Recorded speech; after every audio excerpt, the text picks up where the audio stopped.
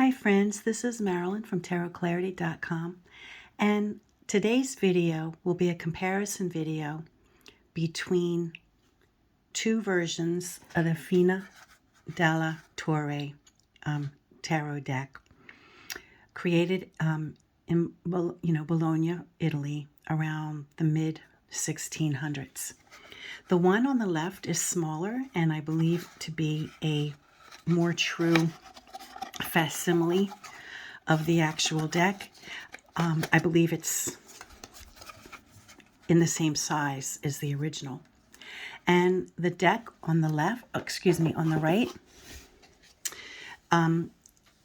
is the deck put out by the International Museum of Tarot in Italy, I guess about 4 or 5 years ago, something like that.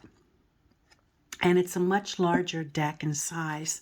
And from what I understand, it's not a facsimile deck. The original, I think I have number 80 out of 200 copies created of this deck. And mine happens to be, an unstained pine box on the bottom. I understand that some people have a darker stained bottom, more like this. But essentially, aside from the color of the staining on the box, the decks remain the same. Now, I heard from Marco, contacted me recently when he saw that I did a quick run, a video of his deck when I got it. And he reminded me that this was handmade. This was a handmade version of his. So he did this by hand. It's not one that was created on makeplayingcards.com. And, that it is a facsimile deck. Now, I'm not showing a side-by-side to start a war, who likes what, or if one isn't as good as the other or whatever, because I love them both. I think they're both fabulous decks. But sometimes, when you spend money on a tarot deck, they cost a lot of money. And I think it's fair to show what you could expect from a tarot deck if you're thinking about getting one or the other. Whichever you get, the Fine Dalla Torre, and I'm going to hold this box up because it's more handy to see, the Carte Fine Dalla Torre in Bologna is a beautiful deck, and it's a deck worth having, and it's a wonderful historic deck. Now you'll notice that each of these decks have the same design. When we flip the cards over, we see that the orientation of the King of Coins and other cards is this way. But you'll notice that the way each of these is printed is a little different. So in the museum deck, you would turn it to the right to get the full scene. And with the other one, with Marco Benedetti's, you would flip it to the left. But you can see that it's the same pastoral seam. It's just that the museum one did them in color. Now, I put them in the same order, and I put them in the order that Marco had his trump cards or his triumph cards, and for the rest I just put them in a common order. The only additional card that came with the museum deck is just this piece that said it was from the 1600s, but doing research, you see that it was like the mid 1600s. So probably it's a contemporary of the Noble.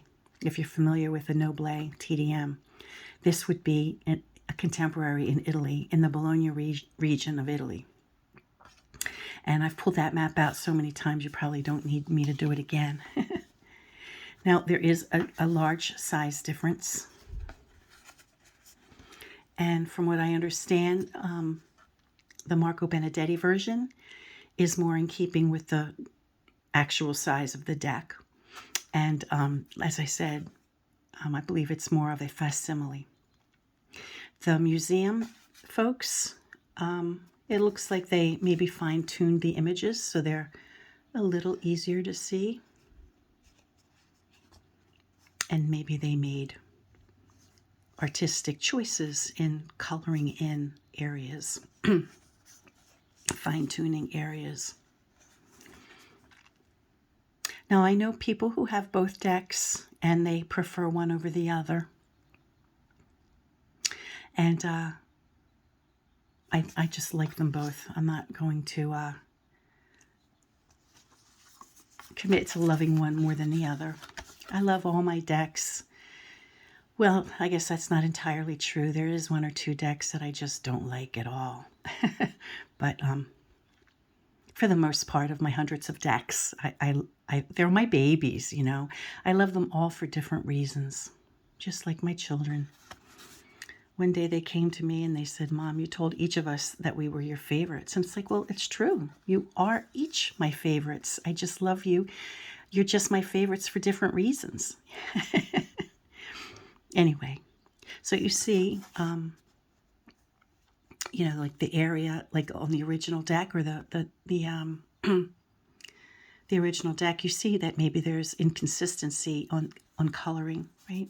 And with the museum piece, they just filled it in. And a lot of people do not like when a deck creator or a deck publisher fills in the gaps. I mean, there are people who just love a facsimile deck. I mean, I really like a facsimile deck too. But I can also appreciate when someone, you know, comes in and tweaks things so that it makes sense to the eye. And here you see that there's a stamp, and the museum copy doesn't have that stamp.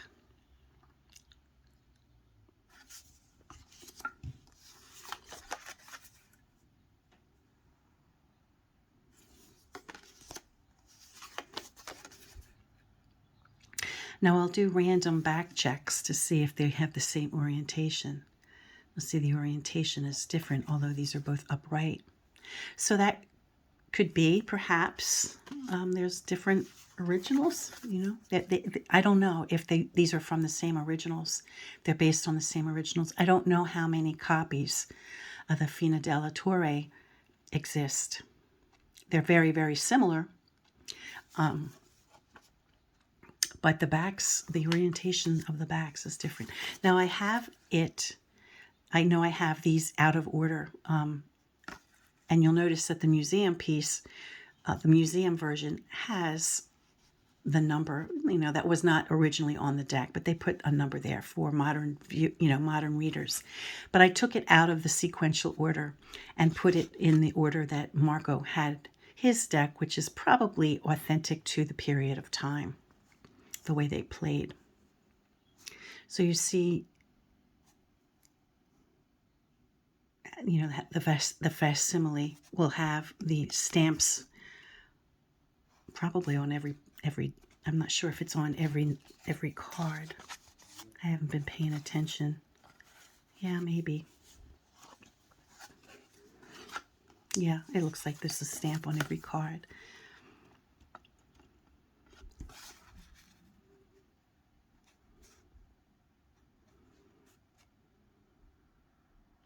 So sometimes with facsimile decks, because of the age, maybe sometimes it's a little hard to tell what it is that you're looking at because maybe the color fades or whatever.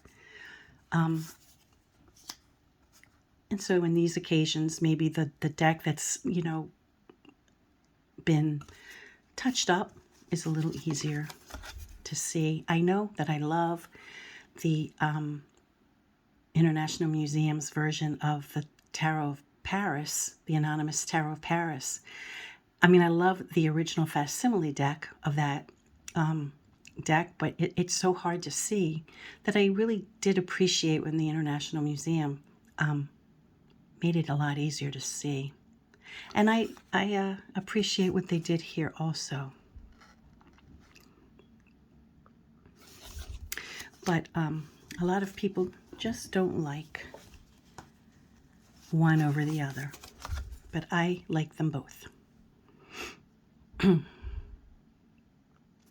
Now you'll notice consistently whenever I've shown decks from Bologna that they're thinner and, they're narrower and longer than standard tarot decks.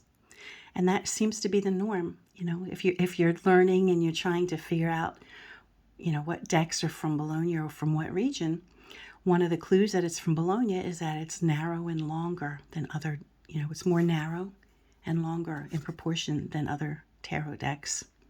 And also you'll notice that there's a lot of these red dots throughout the cards.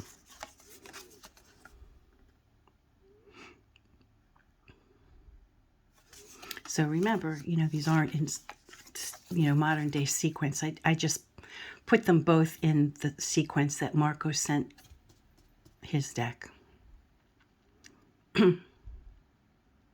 But the museum deck has the modern day order, in a tiny number so that it's easy in case you're not familiar with the standard sequencing if you're learning.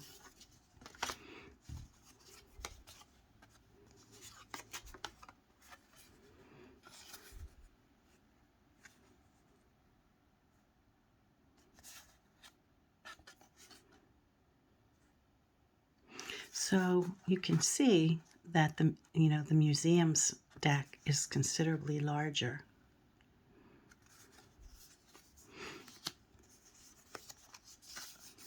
I probably put these in. Oh, now these match. Huh. Now the orientation of the backs match, which is kind of interesting.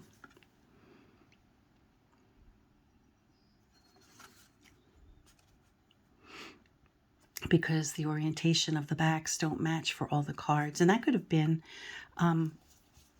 something that was on the original. Maybe the museum reoriented the backs to make it correct, and maybe the, I don't know, I can't speak on that.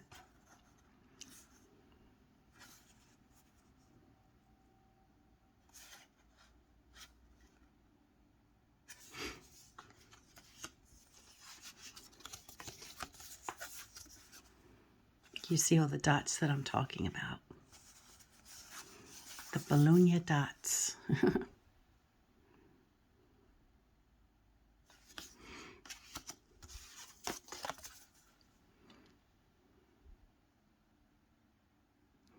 And as I mentioned earlier, it is a contemporary of the TDM that was coming out of France, but you'll notice that the primary cards, the triumphal cards are a little different. The sun card is different. The moon card is a little different. And you'll notice in the sequencing of the triumph cards that the trumpet or the angel or judgment is the penultimate card, not the final card. And then we have world. So we see differences in the way the trump or triumph cards exist at the same period of time in Italy and in France.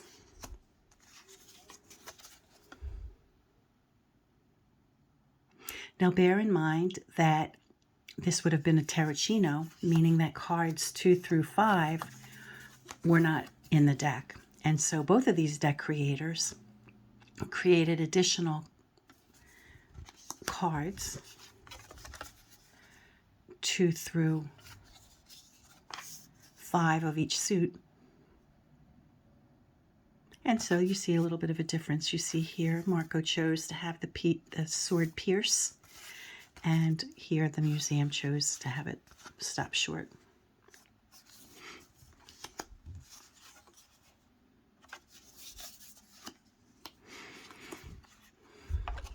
And I think Marco, when he sent them to me, I'm making them the same orientation, but I believe that the swords of the odd cards, he had them oriented this way rather than this way.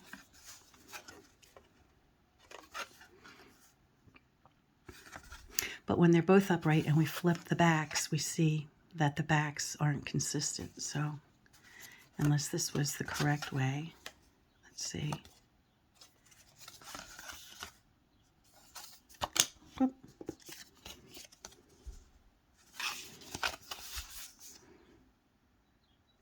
Yeah, I don't know. So now we're back to 6. 6 would have been original to the deck.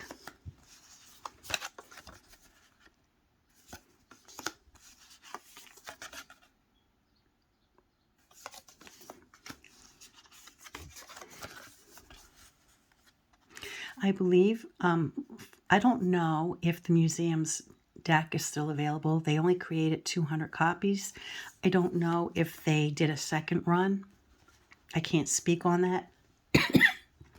I know that Marco's deck is available by request. So you have to request this version, which is handmade. The version, I think he also has a make playing cards option.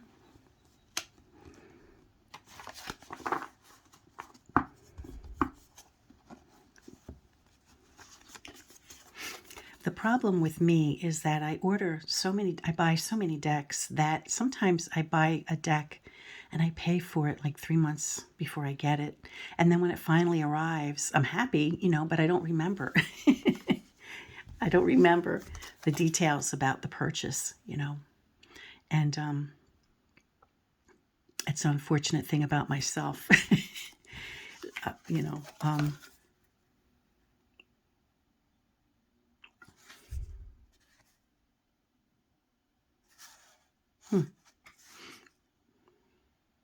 So the hand gesture is a little different here. You notice her hand here is there, and here it's more like on her, bent on her like thigh. So that's interesting. So maybe they both had to recreate this card. It's possible. And you see that, so I don't know. I don't know about that.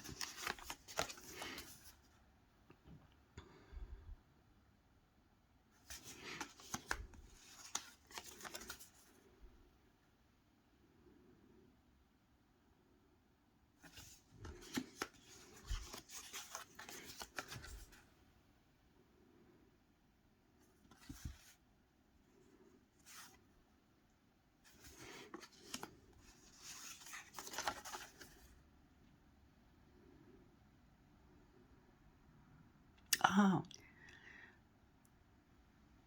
well, of course, they had to recreate 2 through 5, so they could have had different, well, they definitely recreated, those cards differently. The museum stacked them up, and and Marco did it a different way. So 2 through 5 of each of these 2 decks will vary.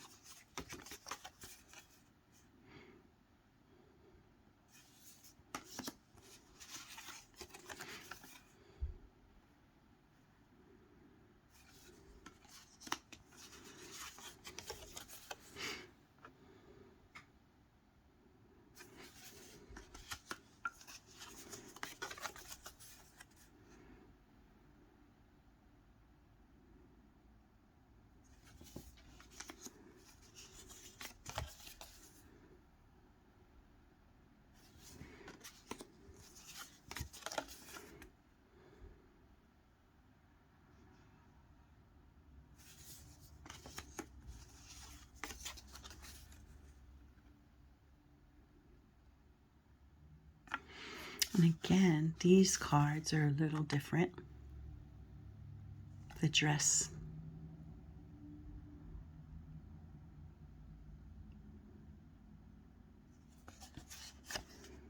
And what is going on down here does not appear here.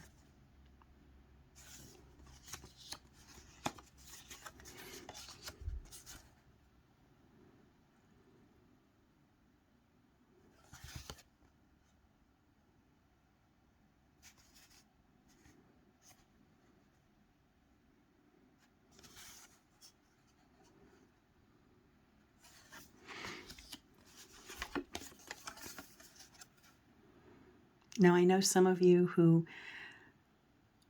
watch my videos are really in it for seeing,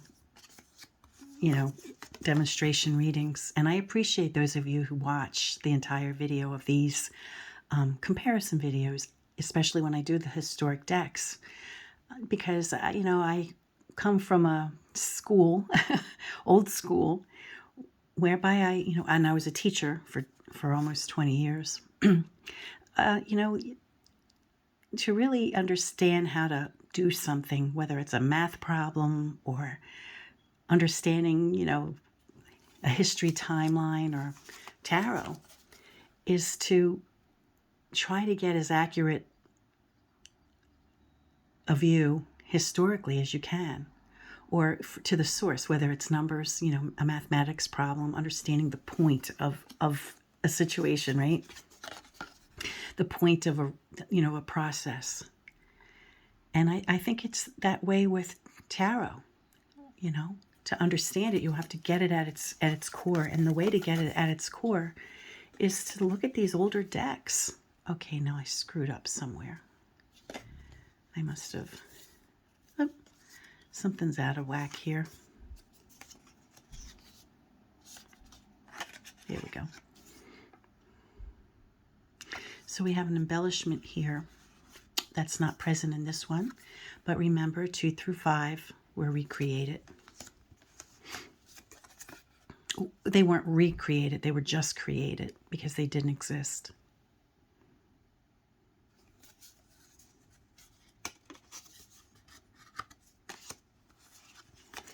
And again, if we look at the backs, there's a different orientation, even if we hold them in the same direction.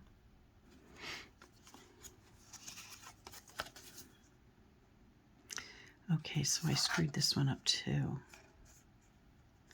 So this one's 10, this one's off. Oh, I'm sorry, I guess I have them. Oh, excuse me, I wasn't careful when putting them in order. I think what's happened is I left them, I think Marco had them in like descending order if they're the masculine suits, and ascending order if they're the feminine suits. So I probably didn't make both decks consistent, so I'm sorry about that.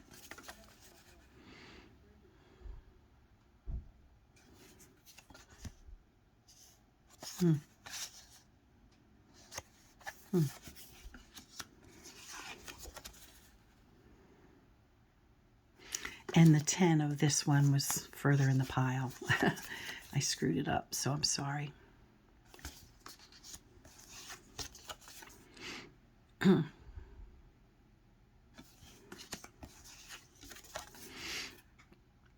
So last week I did a reading using a spread that was discovered from 1725 in Bologna. Some of you may have seen it, and it's only about 3 or 4 videos behind. And I'm going to do another one. My next one will be using Marco's deck, because this would have been more of a facsimile deck in keeping with the style of deck that would have been used in the interpretation of the 5-finger spread. So I'll be using this deck for another demonstration reading. It'll be my next video, whether I do it today or in a couple days or whatever, but it'll be next. But I wanted to take the opportunity to compare both of these Fine Dalla Torres.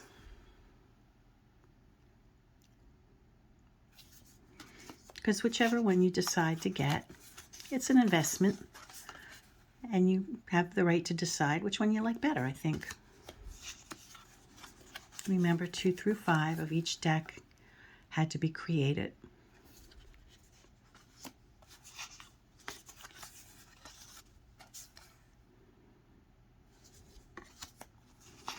Which explains the differences in distribution of the suits.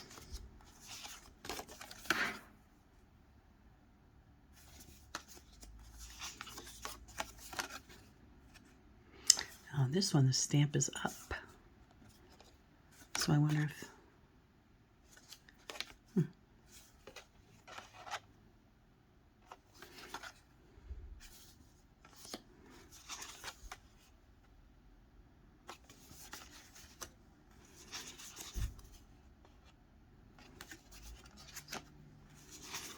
Let's see what they put here. Carte Fine Dalla Torre in Bologna. Same thing. It's just easier to read here.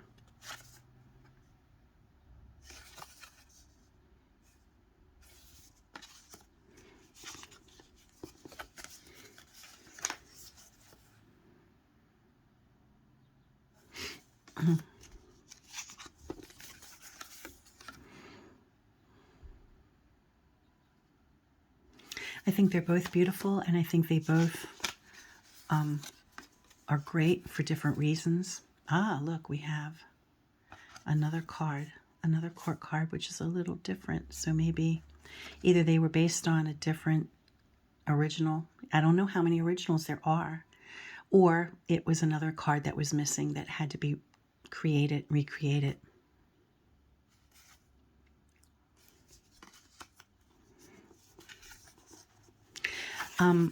But I think, in order to, to use them, I'll probably end up using Marco's more frequently because it's a more petite size.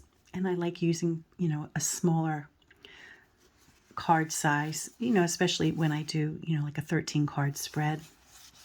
Or my signature spread is 9 cards plus an additional 4 to make 13. And, it's more convenient if it's a more petite size deck. Plus, it's a beautiful deck. And I am familiar with the cards. But this is also a lovely deck. And I'm not poo-pooing anybody. So I hope you have found this helpful. My next video will be using this deck, which was created around 1660, 1650. It's a contemporary of the Noblet, and I'll be using it in a spread format, which is in the shape of a hand with the 5 fingers, just to reconnect history with itself. I like to do that sometimes. I like to reconnect history with itself using a deck of cards with a spread that would have been used by someone using, a similar deck of cards. And I'll pull out some money. I have some money from this period of time, and I'll even lay that on the table so that we can reconnect. We can reconnect history to itself using a deck, a spread, and some authentic pieces of coin from that period of time. Until next time, friends, peace and stay well.